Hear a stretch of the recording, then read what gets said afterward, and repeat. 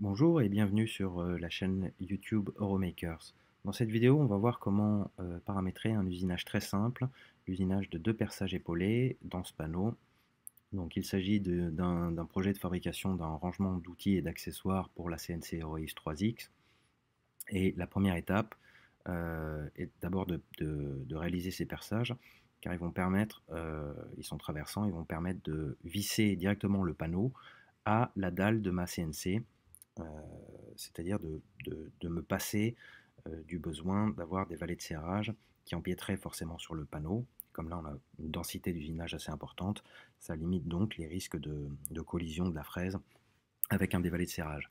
J'ai créé dans une étape précédente, qui est aussi disponible en vidéo, un setup qui est obligatoire pour programmer des usinages.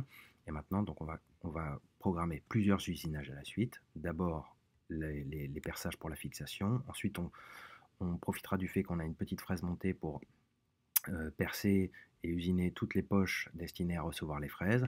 Et enfin, on fera une dernière opération où on utilisera une fraise de diamètre plus importante pour réaliser les grandes poches. Donc c'est parti, on va dans 2D Pockets et ça nous ouvre une page donc de paramétrage. Le premier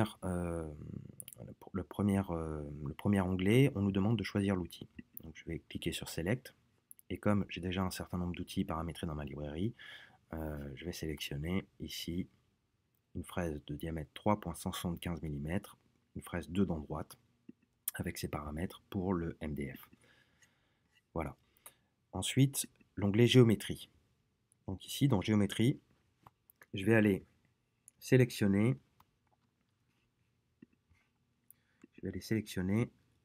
mes usinages.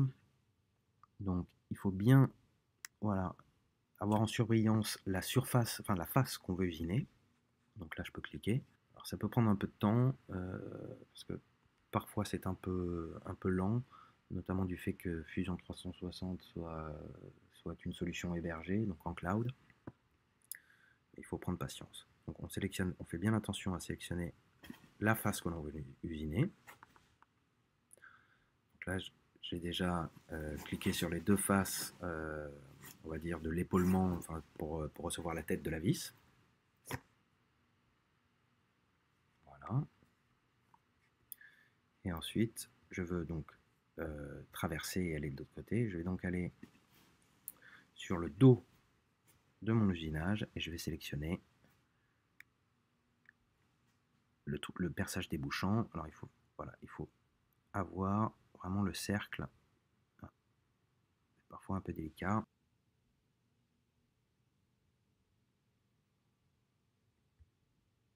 Voilà, donc on a sélectionné nos 4 points de géométrie. On va maintenant pouvoir passer sur l'onglet Passes, dans lequel il y a deux choses très importantes à faire. La première, c'est bien toujours, du moins dès qu'il y a une certaine épaisseur, toujours sélectionner Multiple Depths. Ça veut dire, ça donne l'instruction en fait à Fusion 360 de ne pas essayer de découper en une fois. Là ici, c'est un panneau de 16,5 mm. Donc on va lui donner la hauteur des passes finalement. Et moi, je la règle à 1,5 mm, qui est plus ou moins la moitié du diamètre de la fraise, ce qui est pas mal. Je préfère aller vite et peu profond que de risquer une casse de l'outil ou bien de sauter un pas pendant l'usinage qui ferait que j'aurais tout à refaire. Stock to leave, c'est une option qui, je crois, par défaut est laissée par Fusion 360. C'est dans l'optique d'avoir une passe de finition. Donc Fusion 360 propose de laisser un peu de matière pour que après vous puissiez faire une passe de finition, sous-entendu avec un outil différent, à plus petite vitesse, pour obtenir une meilleure finition. Mais là, on est sur du MDF qui se finit très bien et enfin, qui donne une très bonne finition, même avec des passes rapides. Donc je ne vais pas choisir de laisser du surplus finalement à réusiner plus tard. Feed Optimization, ici c'est pas très utile, mais j'ai pris l'habitude de toujours sélectionner cette option. Ça laisse la possibilité à Fusion 360 de décider de ralentir, notamment quand il y a des changements de direction de plus de 25 degrés pour ne pas stresser l'outil, la machine et les fraises. Donc c'est un bon réflexe de le mettre.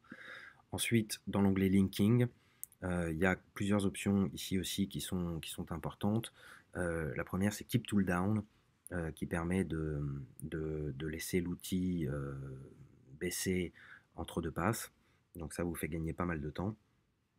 Et la deuxième option qu'il faut souvent regarder et parfois modifier, c'est ici le ramp type, c'est-à-dire la façon dont la fraise va attaquer la matière. Helix, c'est donc une descente hélicoïdale qui nécessite un peu d'espace, qui est le choix par défaut de fusion. Dans le MDF, moi je choisis plunge, qui est une attaque directe, une plongée directe dans la matière, qui est plus rapide. Une fois qu'on a fait ça, on peut appuyer sur OK, attendre que le logiciel calcule. Voilà, c'est fait. Je vais retourner sur la face, le dessus. Voilà, et on va voir ici que eh bien, les deux emplacements sont prévus pour la découpe. Si je clique droit sur la pocket que je viens de préparer, je peux faire Simulate, donc une simulation. Ici, je baisse la vitesse, j'appuie sur Lecture et on va voir que Fusion usine bien mes poches en plusieurs passes. Voilà. Et que tout se passe bien, il n'y a pas de collision, il n'y a pas de message d'alerte.